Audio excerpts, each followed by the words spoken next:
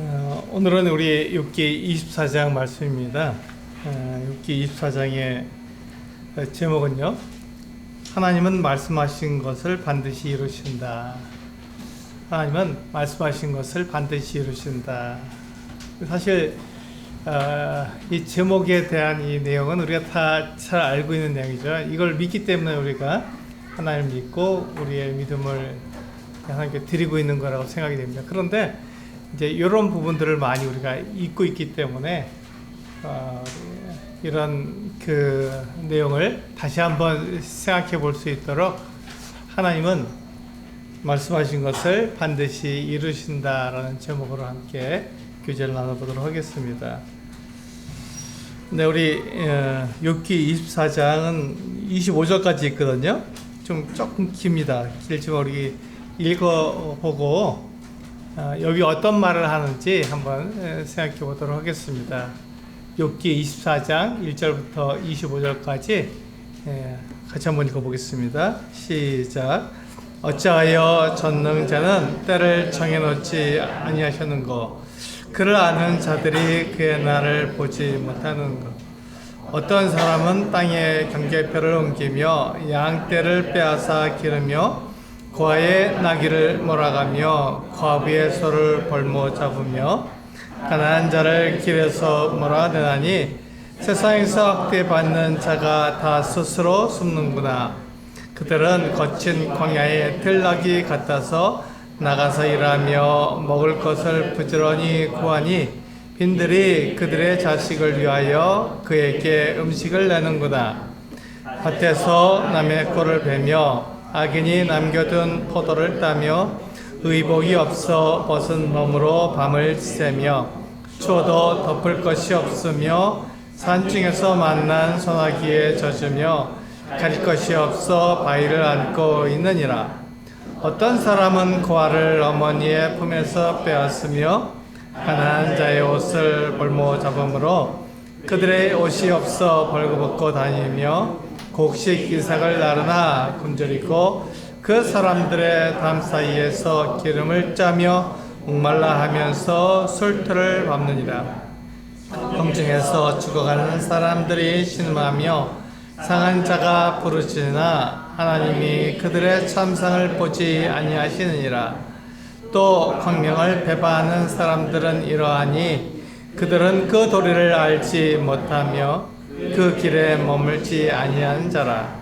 사람을 죽이는 자는 밝을 때 일어나서 학대받는 자나 가난한 자를 죽이고 밤에는 도둑같이 되며 간음하는 자의 눈은 저물기를 바라며 아무 눈도 나를 보지 못하리라 하고 얼굴을 가리며 어둠을 틈타 집을 뚫는 자는 낮에는 잠그고 있으므로 광명을 알지 못하나니, 그들은 아침을 죽음의 그늘같이 여기니 죽음의 그늘의 두려움을 알미르니라.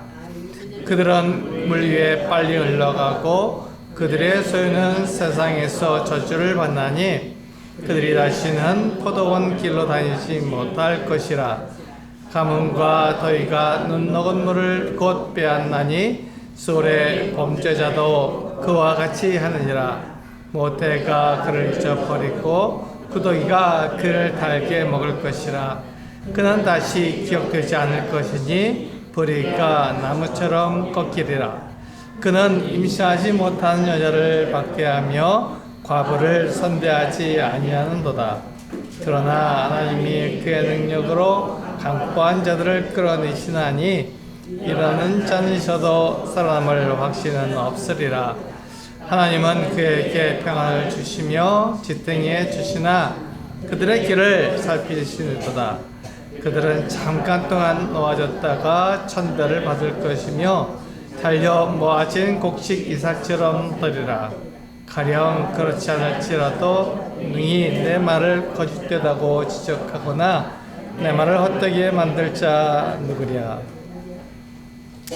우리 욥기 24장은요 세 부분으로 나눌 수 있습니다. 제가 이렇게 성경 각 장을 이렇게 몇 부분으로 나누는 이유는 뭐냐면 우리가 외우기 쉽도록 이렇게 나눠서 말씀을 드리는 겁니다. 비슷한 내용끼를 이렇게 하나로 묶어놨기 때문에 세 부분으로 24장이 세 부분으로 나뉘었다는 것을 알면 이렇게 나누어서 우리가 24장을 외우기 쉽도록 그렇게 셋으로 이렇게 외우면 쉽구나 하는 것을 알 수 있습니다. 첫 번째는요, 1절부터 12절까지인데 악인이 평강한 이유를 말해주라. 쉽죠? 악인이 평강한 이유를 말해주라 라는 그 내용으로 되어 있습니다. 그러니까 우리가 1절부터 12절까지 읽어보면 악인이 평강하다는 거예요.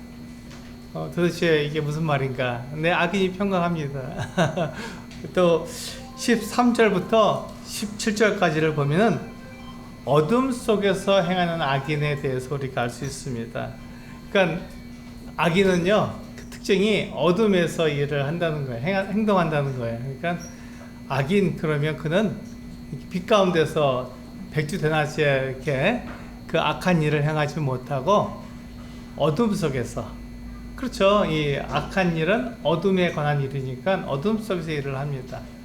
그리고 마지막으로 18절부터 25절까지는요, 그 악인을 심판하시는 하나님에 대해서 우리가 읽어볼 수 있습니다. 그러니까 이렇게 세 부분으로 나누면 이렇게 같은 내용으로 모아졌기 때문에 외우기가 좀 더 쉽습니다. 그래서 1절부터 10절까지는 악인이 평강한 이유를 나에게 말해주라. 그리고 13절부터 17절까지는 악인의 그 특징이 어둠에서 일하는 거니까요. 그러니까 어둠 속에서 행하는 악인에 대해서, 그리고 18절부터 25절까지는요, 악인을 심판하시는 하나님에 대해서 우리에게 이야기해주고 있습니다. 우리가 성경을 읽으면서 가장 어려워하는 게 무엇입니까? 성경을 읽을 때 가장 어려워하는 게 뭐냐면 하나님을 우리 눈으로 볼 수 없다는 것입니다. 하나님이 계신 것 같은데 우리 눈으로 하나님을 볼 수 없기 때문에 하나님이 안 계신 것처럼 우리가 느껴지는 것이죠. 우리가 눈으로 봐도 하나님이 안 계시고, 우리 손으로 만져보려고 해도 하나님이 만져지지 않기 때문에 하나님이 없는 것처럼 생각되는 것이죠. 그렇게 하나님이 보이지 않기 때문에 하나님이 계시지 않다. 내가 이렇게 잘 살고 있는데, 내가 하나님 없이도 내가 잘 살고 있는데 하나님이 왜 필요하냐, 이렇게 말할 수 있는 사람들이 있다는 거예요. 그게 우리가 성경을 읽을 때 우리에게 오는 가장 큰 어려움입니다. 틀림없이 하나님 계시다는 걸 내가 알 수 있는데, 하나님 계실 텐데 왜 하나님께서 그렇게 일하는 것을 내가 보지 못하는가 하는 것을 성경을 읽으면서 이 가치관의 차이가 나에게 들어오는 것이죠. 우리 한번 시편 14편 1절을 같이 한번 읽어볼까요? 주보에 나와 있죠. 시편 14편 1절 같이 한번 읽어보겠습니다. 시작. 어리석은 자는 그의 마음에 이르기를 하나님이 없다 하는도다. 그들은 부패하고 그 행실이 가증하니 선을 행하는 자가 없겠다. 여기서 이 말씀을 보면요, 하나님께서 뭐라 하셨냐면 하나님이 계시다 이렇게 말씀하고 있는 거예요. 그래서 그 마음에, 그 생각에 하나님이 없다고 그렇게 생각하는 사람들, 그 사람들은 하나님께서 말씀하실 때 어리석다 이렇게 말씀하고 있습니다. 이 사람이 어리석으니까, 하나님이 없으니까 그 사람들의 행실이 어떻습니까? 그 사람들이 하는 일들이 어떻다고요? 예, 여기 보니까 그 행실이 가증하고 또 선을 행하는 자가 없다 이렇게 말하고 있는 거예요. 당연하죠. 하나님이 없으니까 내가 하고 싶은 대로 내 마음대로 할 수 있으니까 가증한 일을 해도 뭐 문제가 없고 또 악한 일을 해도 문제가 없는 것입니다. 그게 우리가 성경을 읽으면서 하나님이 계실 텐데 왜 하나님께서 악한 자에 대해서 징벌하지 않으시는가 하는 그렇던 그 의문점이 들면서 어려움이 생기는 것이죠. 욥도 동일한 그와 같은 의문점을 가졌습니다. 그래서 욥이 그 친구들에게 이야기하는 겁니다. 친구들은 어떤 공식을 가지고 있다고요? 네, 하나님은 거룩하시죠. 그리고 사람이 악인이면, 그러니까 죄를 지었으면 그에 대해서 하나님께서 어떻게 하신다고요? 네, 벌하신다고요. 그러니까 이것을 이 공식을 딱 놓고 그것을 공식을 이 욥에게 대입시키면 욥이 어떤 사람이 됩니까? 하나님 거룩하시다는 건 변하지 않으니까 하나님 거룩하신데 욥이 지금 어떤 일을 당하고 있어요? 고난을 당하고 있잖아요. 그러니까 자연스럽게 욥이 어떤 사람이 됩니까? 예, 죄인이라는 공식에 딱 들어가게 됩니다. 그래서 하나님 거룩하시고 욥이 죄를 범했으니 욥이 고난을 당한다. 아주 그냥 공식에 딱 맞는 그 같은 생각이 드는 것이죠. 그래서 욥의 친구들은 욥에게 네가 죄인이야. 네가 죄를 졌으니까 하나님께 너에게 고난을 주시지, 너를 벌하시지, 이렇게 말하고 있는 거죠. 그런데 욥은 자기가 아무리 생각해도 하나님이 거룩하신 건 맞는데 자기는 죄를 안 지었거든요. 자기는 죄를 짓지 않았는데 자기가 지금 고난을 받고 있으니까 이 공식이 문제가 있는 거예요. 물론 욥도 그 공식을 그대로 사용하고 있습니다.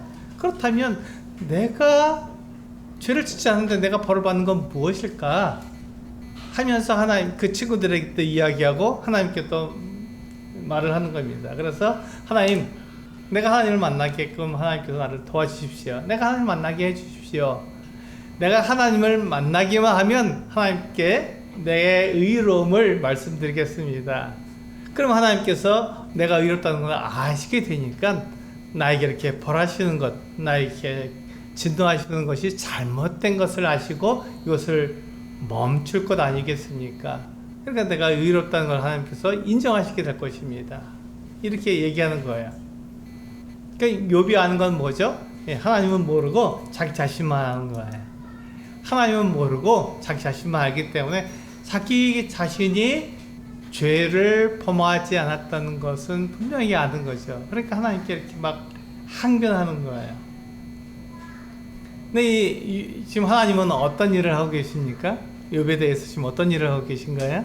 욥을 자랑하고 계시잖아요. 그것은 우리가 욥기 1장과 2장으로 돌아가야 된다 그랬죠? 항상 욥기 1장과 2장을 기억하셔야 됩니다. 거기에 그것을 통해서 우리가 하나님께서 어떤 분인지 우리가 알 수 있는 거거든요. 하늘에서 어떤 일이 있는지, 왜 욥이 지금 고난을 받는지 우리가 알 수 있는 게 욥기 1장과 2장을 미리 알아야 된다고. 그래서 이제 욥기 1장과 2장에서 하늘에서 일어나는 일들을 우리에게 말씀해 주는 거거든요. 거기 보면은 하나님께서 욥을 사탄에게 자랑하고 계시잖아요. 네가 내 종 욥을 유하에 받느냐. 그와 같이 순전하고 정직하고 악에서 떠난 자가 없다. 이렇게 말씀하고 있는 거예요. 그러니까 이 사탄이 욥을 비방해야 되는데, 욥을 송사해야 되는데, 하나님께 이렇게 얘기하죠. 하나님께서 울타리로 그를 들으시고 그를 보호해주시니까 당연히 욥이 하나님 앞에서 그가 올바른 삶을 살죠. 만약에 하나님께서 그 울타리, 그 보호하심을 제해버리시면 당연히 욥이 하나님을 저주할 것입니다. 이렇게 얘기했어요. 그러니까 하나님께서 욥을 사탄에게 내어주시면서 그렇다면 네가 한번 욥을 시험해봐라 하고 내어주시는 거예요. 그러니까 이 사탄이 좋아서 나가서 욥에게 있는 모든 재산을 하루아침에 다 뺏어버립니다. 욥이 거부였거든요. 굉장히 잘 살았습니다. 그런데 하루아침에 그 재산을 그렇게 다 가져가 버리십니다. 가져가 버리는 거예요, 사탄이. 그리고 그 욥의 아들들, 자식들 10명이거든요. 10명의 아들, 딸들을 다 죽여버리는 거, 하루아침에. 이게 무슨 일입니까? 그러니까 욥이 그냥 막 너무너무 슬프고 괴로운 일이 일어났죠. 그런데 그때도 욥이 하나님께 저주하지 않았던 거예요. 주신 이도 하나님이시니 가져가시는 분도 하나님이시니까 나는 하나님을 욕할 수 없다. 이렇게 얘기하는 거예요. 대단하죠. 그것만이 대단한데 이제 이 사탄이 하나님께 또 나왔습니다. 네가 내 종 욥을 유하에 받느냐? 이렇게 순전한 사람이 없지 않느냐? 네가 나를 괜히 충동해서 내가 그를 너에게 시험하라고 내어줬는데 네가 시험해 보니까 어떠냐? 욥이 잘하고 있지 않느냐? 이렇게 얘기한 거예요. 그러니까 사탄이 두 번째 얘기합니다. 가죽으로 가죽을 바꿉니다. 만약에 이 욥에게 하나님께서 손을 대게 하시면, 그가 병을 앓게 하신다면, 그가 건강을 해치게 된다면 당연히 욥이 이번에 하나님을 욕할 것입니다. 이렇게 얘기한 거예요. 그러니까 하나님께서 다시 이 사탄에게 욥을 시험하도록 내어주죠. 그렇다면 네가 한번 욥을 시험해 보아라. 그가 정말로 그 건강이 해쳐졌을 때 하나님을 욕하는지 한번 네가 한번 시험해 봐라. 단 한 가지, 그의 목숨만은 건들지 말아라. 죽으면 안 되니까요. 그렇죠? 죽으면 하나님께서 그를 심판하셔야 되니까 단 그의 목숨만은 건드리지 말고 네가 한번 시험해 봐라. 이렇게 얘기한 거예요. 그러니까 이 사탄이 나가서 욥을 머리끝부터 발끝까지, 성경에 발끝부터 머리끝까지 이렇게 나와 있죠. 거기서 온몸에 종기가 난 겁니다. 온몸에 종기가 나서 그냥 그걸 가려우니까 긁고 있는 거예요. 기와장으로 긁고 있는 거예요. 그리고 삐쩍 말랐죠. 이제 먹지 못하고 자식 다 잃었죠. 그렇게 부자였던 사람이 다 모든 재산을 잃어버렸으니까 얼마나 몰골이 정말 상할 수밖에 없었죠. 그러니까 그 친구들이 이 욥을 위로하러 3명이 왔습니다.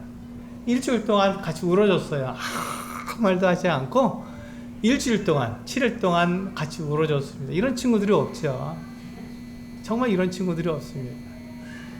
그리고 이 욥의 친구들이 욥을 가만히 보니까 지금 하늘에서 일어난 일, 하나님께서 사탄에게 욥을 자랑하시는 일에 대해서는 전혀 알 수가 없는 거죠. 욥도 모르고 이 욥의 친구들도 모르는 거예요. 그리고 가만히 욥을 들여다보니까 어떻습니까? 욥이 하는 일이 이 공식에 딱 들어가는 거예요. 하나님은 거룩하시고 욥은 지금 하나님께 벌을 받고 있으니 욥이 죄를 지었구나. 이게 분명하구나 하고 이제 욥의 친구들이 욥에게 욥, 우리가 너를 보니까 네가 참 잘하구나 하는데 그런데 하나님 앞에 너의 숨겨진 죄가 있으니 하나님께 너를 이렇게 벌하시는 거야. 그러니까 네 죄를 자백해. 하나님께 자백하고 하나님께 돌아오면 하나님께서 자네를 받으시고 자네에게 복을 주실 걸세. 이렇게 얘기한 거예요. 그러니까 이 친구들이 하나님을 오해해도 너무 오해했죠. 하나님의 뜻을 몰라도 너무 모르는 겁니다. 그런데 이 하나님을 모르는 것은 욥도 마찬가지였어요. 그러니까 욥이 어떻게 말합니까? 이 친구들에게 답답하네. 자기들이 나를 위로하러 오자 하는가? 그러면 자기들이 한번 알아보게. 내가 죄가 없는데 내가 왜 이와 같은 고난을 당해야 되는지 자기들이 한번 알아봐. 나는 아무 죄를 짓지 않았어. 근데 하나님께서 나를 벌하시는 거야. 이게 답답해 죽겠네. 자기들이 나를 위로를 하러 왔으니 자기들이 좀 알아보게. 이렇게 얘기하는 거야. 그 친구들이 화가 난 거야. 아니 너에게 좋은 말을 해주는데 왜 너는 우리 말을 듣지 않느냐. 우리가 분명하게 네가 받는 그 고난의 이유를 안다고 얘기하지 않느냐. 네가 죄를 졌으니까 그러니까 하나님께서 너를 벌하시는 거다. 이게 당연한 거다. 이렇게 얘기한 거예요. 그러니까 욥이 답답한 거죠. 그래서 오늘 24장에서 욥의 친구들에게 얘기하는 거죠. 첫 번째 1절부터 12절까지는 이 죄인들의 평강한 일을 나에게 말해주라고 이렇게 얘기하고 있잖아요.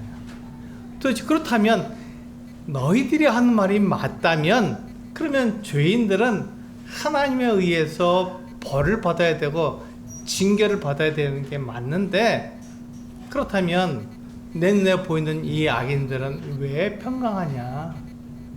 그 이유를 나에게 좀 말해줘라. 이렇게 얘기하는 거예요. 우리 성도님들도 그렇게 보이지 않습니까? 지금 우리가 살고 있는 이 세상에서 이 세상을 가만히 들여다보면 착한 사람이 잘 되는 게 아니잖아요. 악하고 모질고 그냥 막 자기 고집을 내세우고 이런 사람이 잘 살잖아요. 속이고 빼앗고 이런 사람들이요. 그런 모습을 우리가 보고 있어요. 근데 우리는 그걸 당연하다고 생각하기 때문에 그냥 잊고 지나가는 거고 그냥 나는 착하게 살면 돼 이렇게 생각하는 거죠. 하나님 믿으니까 나는 착하게 살면 돼 이렇게 생각하는 거죠. 그런데 정말 세상에서 잘 사는 사람 막 100억, 200억 가지고 사는 사람들을 가만히 보면 그들이 그냥 잘 된 게 아니라 다른 사람을 속이고 빼앗고 그렇게 잘 사는 것을 우리는 보고 있는 거예요. 근데 우리는 그걸 잘 모르죠. 우리는 잘 모를 뿐이지 사실 그 사람들의 삶을 들여다보면 아주 그냥 악하게 행동하고 있거든요. 돈을 많이 벌리면 어쩔 수가 없습니다. 그래서 이 욥이 동일하게 그 친구들에게 그렇게 얘기하는 거거든요. 너희가 그렇게 공식대로 나에게 말을 하고 공식에 나를 넣어서 내가 지금 벌을 받고 있기 때문에 내가 악인이라면 내가 죄인이라면 그렇다면 악인들이 왜 이렇게 잘 사는지 나에게 말해주라, 이렇게 얘기하고 있는 거예요. 한번 우리 보시면요, 욥기에 보시면 그렇게 얘기하고 있잖아요. 지금 어떤 일을 당하고 있죠? 욥의 친구들이나 욥이 자세히 관찰해 보니까 그 악인들이 어떤 사람들입니까? 땅에 경계표를 옮기고 있습니다.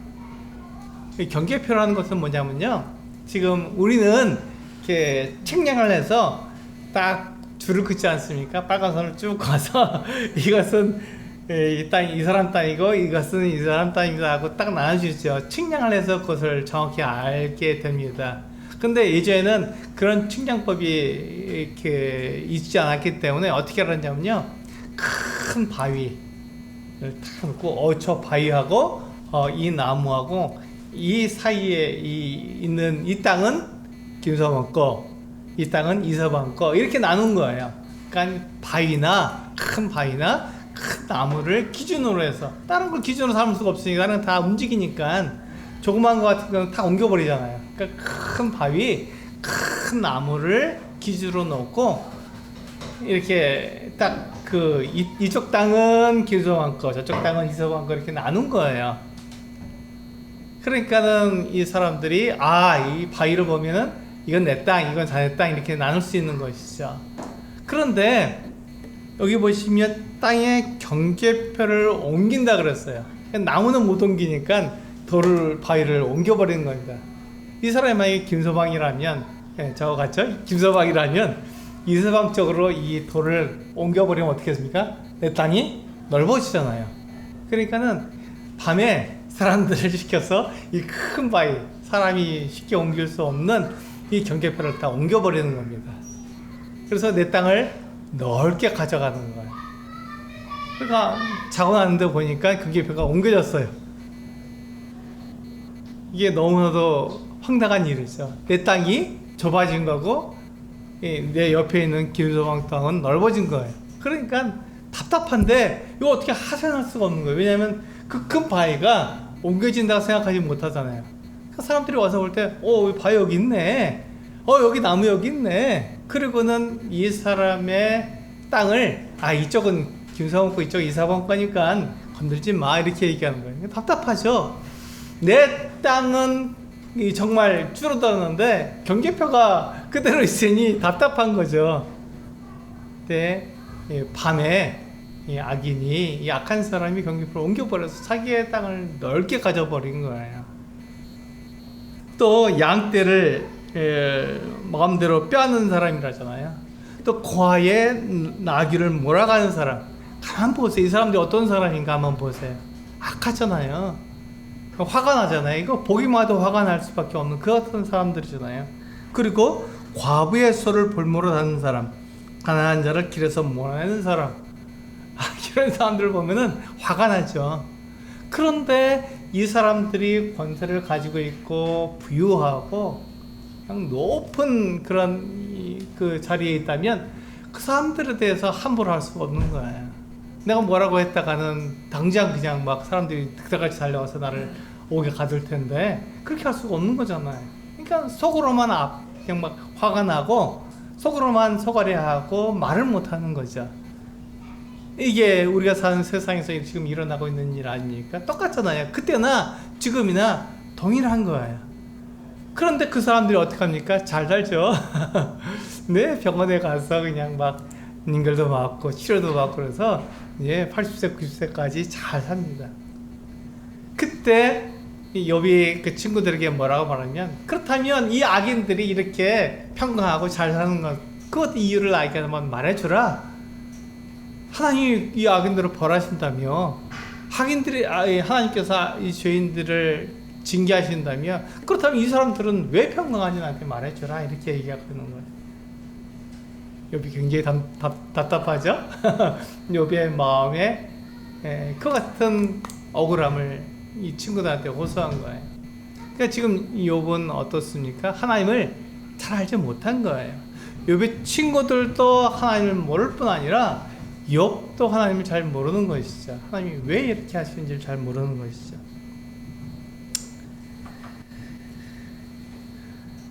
우리 그 요한복음 14장 9절에서 11절 말씀을 한번 볼까요? 다시 한번 읽어보겠습니다. 시작. 예수께서 이르시되 빌립아 내가 이렇게 오래 너희와 함께 있을 때 내가 나를 알지 못하느냐? 나를 본 자는 아버지를 보았거늘 어찌하여 아버지를 보이라 하느냐? 내가 아버지 안에 거하고 아버지는 내 안에 계신 것을 내가 믿지 아니하느냐? 내가 너에게 이르는 말은 스스로 하는 것이 아니라 아버지께서 내 안에 계셔서 그 일을 하시는 것이라. 내가 아버지 안에 거하고 아버지께서 내 안에 계심을 믿으라. 그렇지 못하겠거든 행하는 그 일로 말미암아 나를 믿으라.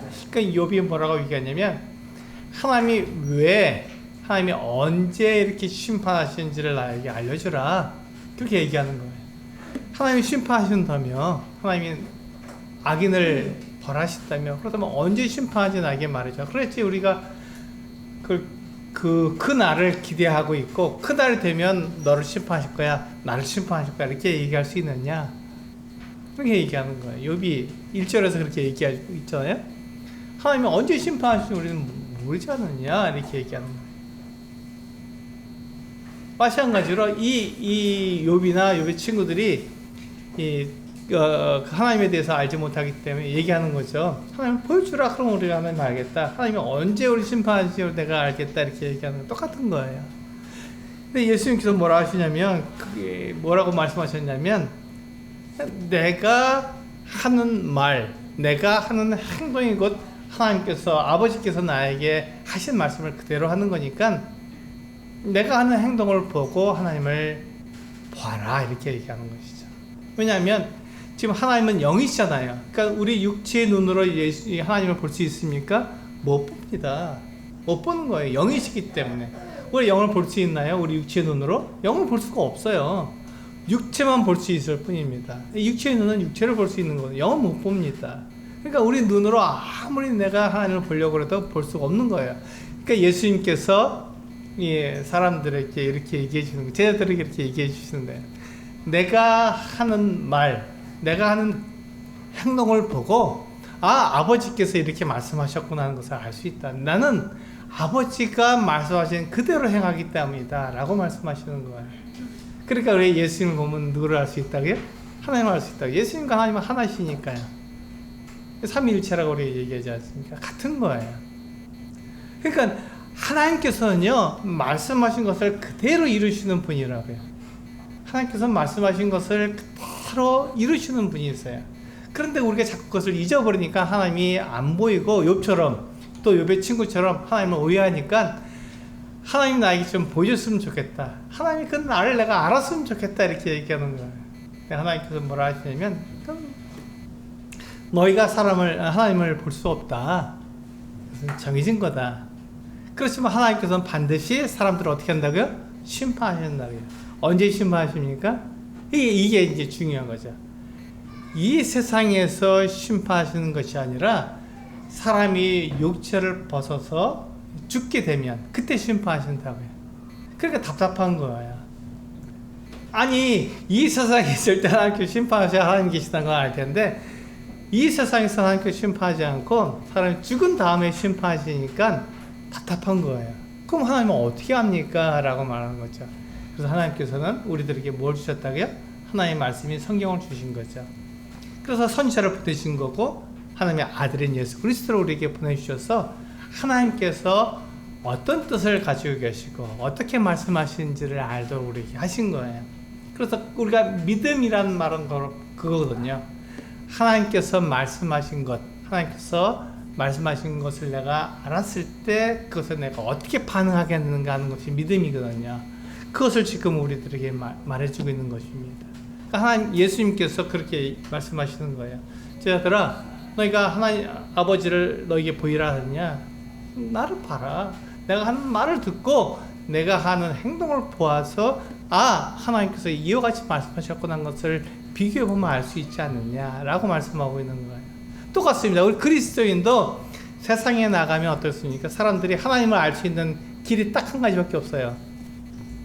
성경밖에 없는데 내가 하나님의 말씀에 따라 살고 있는지, 그리스도인이라고 말하면서 그리스도인이 하나님의 말씀에 따라 살고 있는지 그렇지 않는지에 따라서 이 세상에 있는 사람들이 하나님이 살아계시구나, 계시는구나, 이 성경이 가짜네, 이렇게. 왜냐면 우리가 성경 말씀대로 살지 않으니까요. 그리스도인이라고 말하면, 하나님을 믿는다고 말하면서 성경대로 살지 않으니까 이 성경은 이렇게 가짜네, 이렇게 말할 수 있는 것이죠.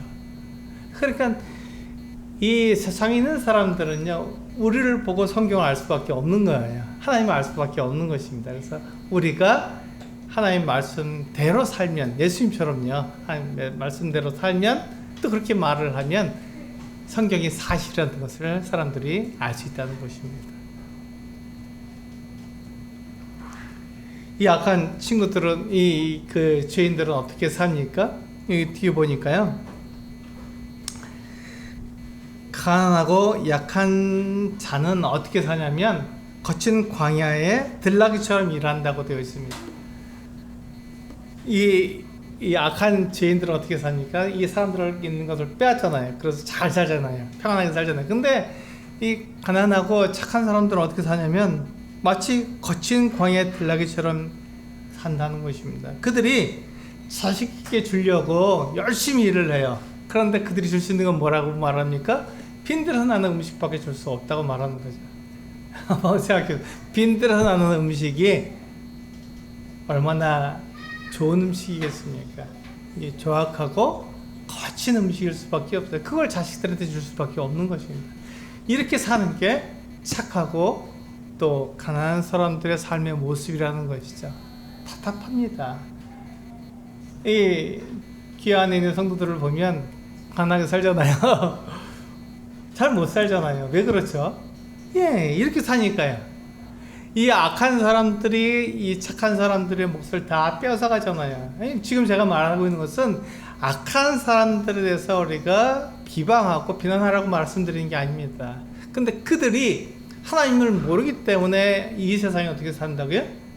자기들이 그냥 잘 살고 싶은 거예요. 그래서 그냥 지기표도 옮기고 또 고에 그렇던 나귀도 뺏어가고 양떼를 훔치고 이렇게 한다는 것이죠. 그렇게 해도 하나님이 안 계시기 때문에 자기들이 잘 살면 된다, 이렇게 생각하는 것이죠. 그래서 그들은 잘 사는데, 반면에 착한 사람들, 가난한 사람들은 어떻게 삽니까? 이렇게 죽도록 일해도 입에 풀칠할 것을 겨우 얻을 수밖에 없는 이런 삶을 살다는 것이죠. 그때 하나님 뭐 하고 계십니까? 이렇게 얘기하는 거예요.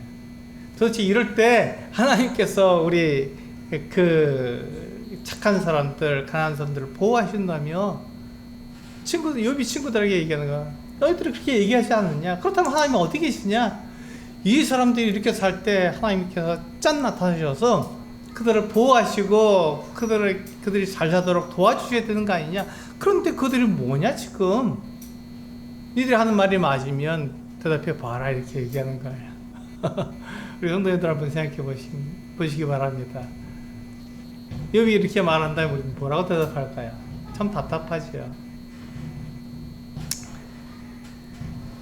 이 사람들은요, 자기 꼴을 베지도 못하고요, 남의 꼴을 베고 있고, 악인이 남겨놓은 포도에서 이제 우리가 까치업이라고 얘기하죠. 우리 옛날 어른들은 알 텐데, 나무에 있는 걸 다 따지 않고 까치밥이라고 감도 남겨놓고 다 조금씩 남겨놓습니다.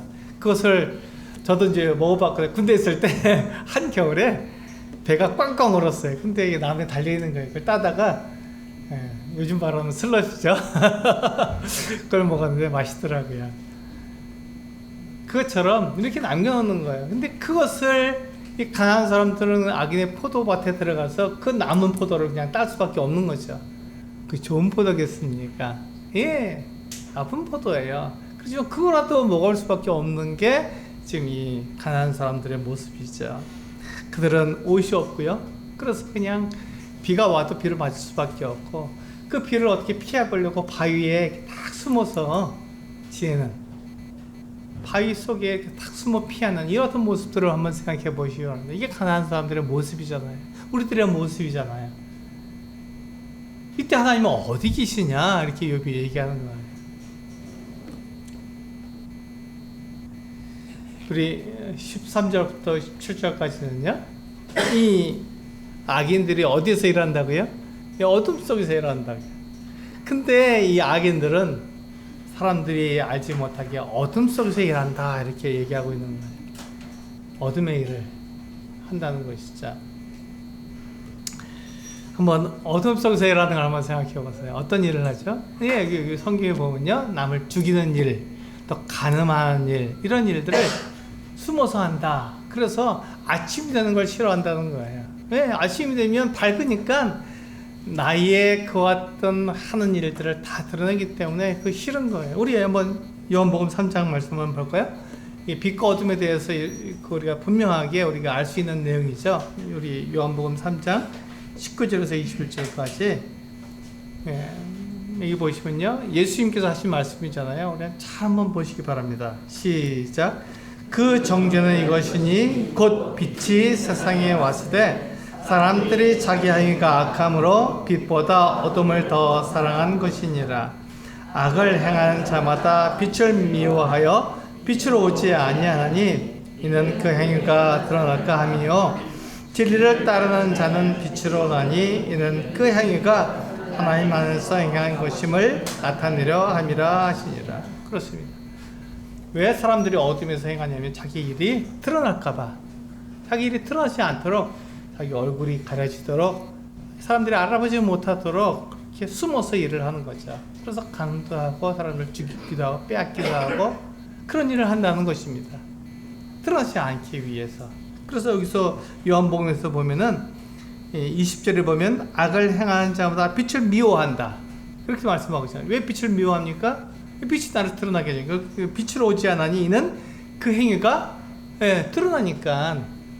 그러니까 빛으로 오지 못하는 거예요. 빛으로 나오면 자기 행위가 다 드러나니까. 그래서 빛 가운데 행하라. 너희 교제를 빛 가운데 행하고 우리 행하는 것을 빛 가운데 행하라 라고 주님께서 말씀하시는 것은 뭐냐면 바로 이런 거거든요. 어둠 속에서 악인처럼 어둠 속에서 행하지 말고 빛 가운데 행하라 이렇게 말씀하고 있는 거거든요. 우리는 빛 가운데 행하는 사람들, 우리는 빛의 자녀들이잖아요. 우리는 빛 가운데 행하는 사람들입니다. 그래서 빛 가운데 행하라고 하는 것은 빛 가운데 나오면 우리의 행동하는 게 다 드러나니까 한번 들춰보라는 것이죠.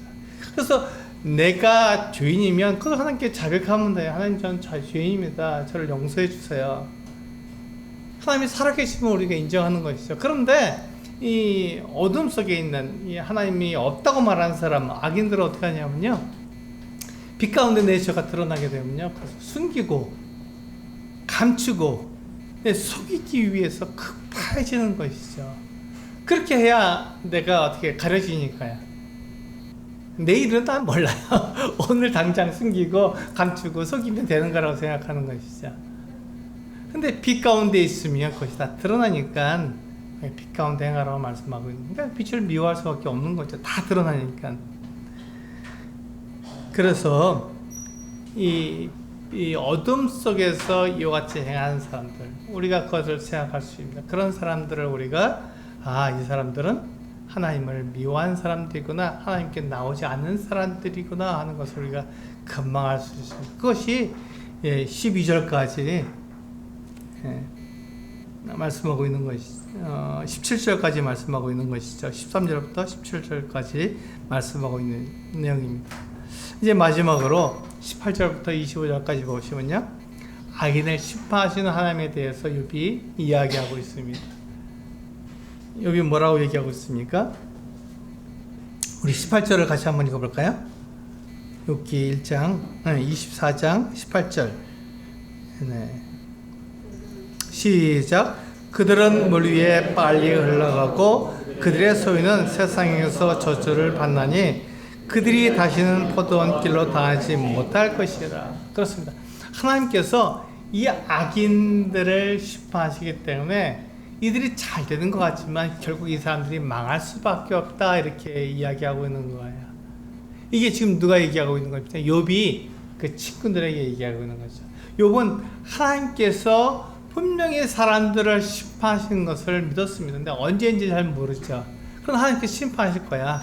하나님이 심판하시게 되면 악인들은 분명히 그 죄가 드러날 거야.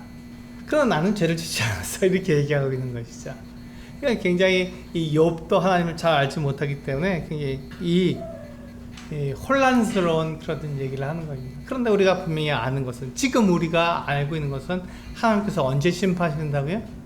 예, 사람이 죽으면 그때 가서 심판하신다고요. 왜 하나님께서는 사람이 죽을 때까지 기다리십니까? 예, 그때까지 기회를 주셔야 되니까요. 그때까지 기회를 주셔야 됩니다. 하나님께서 심판하시면 그것으로 정해지는 거잖아요. 그것으로 끝입니다. 그 다음은 없는 거예요. 하나님께서 심판하시면 그것으로 이제 그 사람은 그런 사람으로 딱 결정되기 때문에 그 다음은 없는 거기 때문에 그 사람이 죽을 때까지, 육체로 벗어날 때까지 하나님께서는 그 사람에게 기회를 주시는 거예요. 이게 하나님의 사랑이죠. 그래서 우리가 볼 때는 세상에서 하나님께서 심판하셔야 하나님께서 계시다는 것이 드러나고 하나님께 영광을 받을 것 같은데, 하나님 그렇게 하시지 않으시다는 거죠. 기다리시는 겁니다. 답답하시고 괴로우셔도 기다리시는 거예요. 우리가 다 그런 하나님의 기다리심에 은혜를 입은 사람들 아닙니까? 내가 은혜를 입었다는 건 뭡니까? 나를 기다려 주셨기 때문에. 하나님께서 만약에 내가 예수 그리스도를 믿기 전에 하나님께서 이미 심판하셨다 그러면 나도 그 심판에 들어가기 때문에 할 말이 없는 거잖아요. 나는 이미 예수 그리스도를 믿기 전에 하나님께서 나를 심판하셨기 때문에 내가 하나님 앞에 말할 게 없는 것이죠. 나는 죄인입니다. 그래서 내가 하나님의 그 심판대로 영원한 지옥에 던져져도 할 말이 없는 거예요. 그 분명하기 때문에. 그런데 하나님께서 어떻게 하셨다고요? 참아주셨다고요. 기다려주셨다고요. 어떻게 하기까지? 내가 하나님 앞에 용서받을 때까지 기다려주신 거예요. 근데 마지막 순간까지, 숨이 넘어가는 그때까지 하나님께 기다려주신다고요. 그래야 그 사람에게 기회가 주어지니까, 마지막까지. 그래서 그 사람의 숨이 끊어지면 하나님 앞에 그 영혼이 가게 될 때 하나님께서 그 사람을 심판하십니다. 마지막 심판이죠. 최후의 심판입니다. 그때는 모든 것이 다 결정된 상황이에요. 더 이상 그 사람에게 기회가 없습니다. 그때 하나님께서 그 사람에게 네가 한 행동을 그대로 내가 너를 심판하겠다. 더 이상 기회가 없으니까요. 네가 한 행동을 그대로 내가 너를 심판하겠다. 한번 보아라.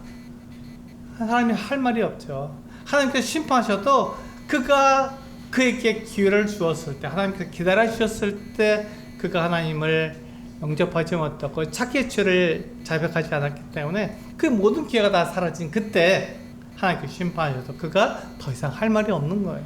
그래서 하나님께서는 우리가 죽은 다음에 우리를 심판하시는 것입니다. 그게 하나님의 놀라운 사랑이요, 은혜죠. 그런데 사람들이 왜 그렇게, 그것을 알면서 사람들이 왜 막 어두운 가운데 일하고 사람들을 빼앗고 경계표를 옮기고 막 이러면서 자기가 이 세상에 잘 살려고 합니까? 딱 한 가지예요. 그것은 육체 욕심 때문입니다. 욕심 때문에 그렇게 하는 거예요. 욕심이 있으면요, 사람은 성령을 따라 살지 못합니다. 욕심을 따라 살기 때문에, 자기의 그 육체의 욕심을 따라 살기 때문에 성령을 따라 살지 못하는 거예요. 우리가 걷지 때문에 우리 육체도 있고 우리 안에 성령도 계시지 않습니까? 그러니까 육체를 우리가 부인해야만, 우리가 육체의 욕심을 우리가 거절해야만 성령을 따라갈 수 있는데, 육체의 욕심을 따라가면 당연히 성령을 따라 살 수가 없는 것이죠. 지금 욥이 그 얘기를 하는 거잖아요. 그래서 야고보서 1장에서 우리에게 그렇게 얘기해 주고 있습니다. 같이 한번 읽어볼까요? 야고보서 1장 14절과 15절 시작. 오직 각 사람이 시험을 받는 것은 자기 욕심에 끌려 미혹됨이니, 욕심이 잉태한 즉 죄를 낳고 죄가 장성한 즉 사망을 낳느니라. 악인이 악을 행할 때 그것이 괜찮다고 말하는 것이 아닙니다. 악인이 악한 일을 행할 때 어떤 결정을 하나요? 예, 자기 욕심을 따라 살기 때문에 그때부터 어떻게 합니까? 자기 욕심에 맞는 악한 선택을 하게 됩니다. 하나님은 진리시죠. 하나님의 말씀이 진리시기 때문에 악한 선택을 하게 되면 어떻게 됩니까? 그 사람은 반드시 망하게 되어 있습니다. 악한 선택, 좋은 선택을 하게 되면 그가 살지만, 그게 하나님께서 이 세상 하나님 없이 사는 사람들에게 정해놓으신 법이에요. 그러니까 이 법을 보면서 하나님을 생각해라 이렇게 말씀하신 것인데, 사람들은 하나님 없이 그냥 그 법만 지키잖아요. 그 법에 따르면 뭐가 되어 있습니까? 악한 일을 한 사람은 거기에 대해서 보응을 받는다 이렇게 얘기하는 거예요. 그래서 이 악한 사람이 욕심을 부리고 욕심에 따라서 그 악한 선택을 딱 하게 되면 어떻게 됩니까? 망한 길로 갈 수밖에 없는 것이죠. 망한 길로 갈 수밖에 없는 겁니다. 그래서 야고보에서는 이렇게 말씀하고 있는 거죠. 욕심이 잉태한 즉 죄를 낳고 죄가 장성한 즉 사망을 낳는 거예요. 그거예요. 그래서 우리가 지금 보기에 악한 사람이 잘 사는 것 같고 평탄하게 사는 것 같지만, 뭐 이 세상을 살 동안 그가 좋은 선택만 잘 할 수 있는 거죠. 악하니까 좋은 선택할 수도 있고 악한 선택할 수도 있어요. 그가 숨길 수도 있습니다. 자기가 악한 일을 한 것을 숨겨놓고 가리고 그렇게 할 수도 있어요. 그런데 그 모든 일에 대해서 언제 하나님께서 심판하신다고요? 예, 마지막에 가서 그 사람 육체를 벗어났을 때, 그에게 더 이상 기회가 없을 때 하나님께서 그를 심판하신다는 것입니다. 그랬을 때 그의 그 심판, 하나님께서 하신 심판은 변하지 않기 때문에 그가 행한 대로 지옥, 그 영원한 불못에 던져지게 되는 것이죠. 그것을 히브리서 9장 27절에서 말씀하고 있잖아요. 히브리서 9장 27절에 보면요, 잘 보시기 바랍니다. 이게 뭐라고 되어 있냐면요, 같이 한번 읽어볼까요? 한 번 죽는 것은 사람에게 정해진 것이요 그 후에는 심판이 있으리니. 여기 보시면 그 후에 심판이 있다고 분명히 말씀하시는 거예요. 그 앞에 심판이 있는 거예요. 사람이 죽기 전에 하나님께서 심판하시는 것이 아니라 그 후에, 죽은 다음에 그 후에 심판하신다는 것이죠. 그래야 그 사람이 나는 이게 뭐 조금 있으면 내가 예수 믿으려고 그러는데 라고 변명할 수 없으니까 그 사람의 기회가 다 사라진 다음 그때 하나님께서 심판하시는 것입니다. 그 사람이 아직 기회가 있을 때 심판하시는 것이 아니라 그 사람이 기회가 없을 때 심판하시는 것이죠. 그러니까 우리가 볼 때, 우리 눈으로 볼 때 이 세상에서는 악인이 잘 살 수도 있어요. 악인이 평강할 수도 있습니다. 악인이 부유하게 살 수도 있어요. 가난한 사람이 못 살 수도 있고, 가난한 사람이 열심히 일하지만 겨우 입에 풀칠하는 그 같은 삶을 살 수도 있습니다. 그러나 그것은 이 세상의 일일 뿐이지 하나님 나라에 가게 되면, 하나님께서 심판하시게 될 때면 달라진다는 것이죠. 왜 달라집니까? 그때는 기회가 없으니까. 그의 삶을 통해서 하나님께서 심판하시기 때문에 더 이상 기회가 없으니까 하나님께서 그때 그 사람에게 그가 한 행동대로 심판하신다는 것입니다. 우리는 그때 가서 하나님 앞에 뭐라고 말해야 될까요? 그때 하나님께서 이렇게 말씀하시는 거죠. 욥은 하나님께서 심판하신 것은 분명히 알았지만 언제 하실지는 몰랐어요. 그게 구약시대에 살고 있던 욥의 한계이고 그의 부족함입니다. 그러니까 그는 하나님을 오해할 수밖에 없어요. 근데 지금 우리는 어떻습니까? 이 성경을 다 갖고 있잖아요. 요한계시록을 통해서 하나님께서 언제 심판하신지 우리는 알 수 있잖아요. 그럼 우리는 어떻게 됩니까? 하나님께서 우리들에게 기회를 주시고 그 기회가 다 끝나면 그때 가서 심판하시는구나.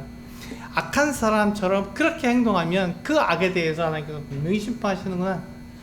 내가 비록 못 살더라도 착한 일을 하고 올바른 선택을 하고 하나님께서 말씀하시는 대로 내 죄를 하나님께 자백하고 하나님을 믿게 된다면 하나님께서 나에게 영원한 생명을 주시는구나.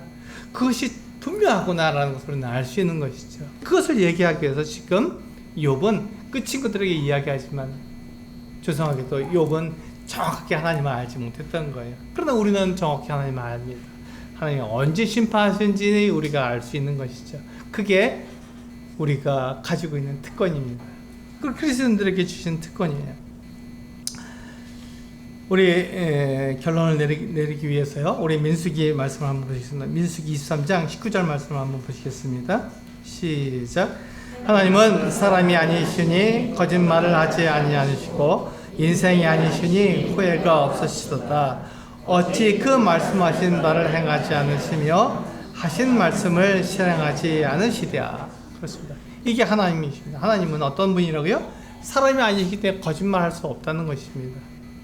인생이 아니시기 때문에 후회가 없으시다는 것이죠. 그래서 하나님께서는 말씀하신 바를 그대로 주시고 그 하신 말씀을 그대로 실행하신다는 것입니다. 그래서 오늘 제목처럼 하나님은 말씀하신 것을 그대로 이루시는 분이십니다. 걱정하지 마세요. 내가 이 땅에서 어떻게 살든지 그것 걱정하지 마세요.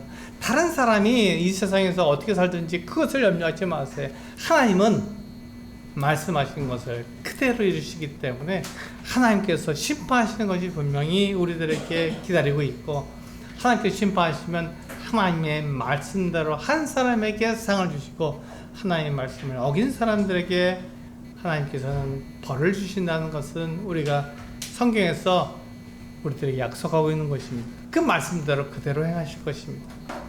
그러니까 다른 사람을 보지 마시고 하나님을 보시길 바랍니다. 그렇게 해서 그것이 우리의 믿음입니다.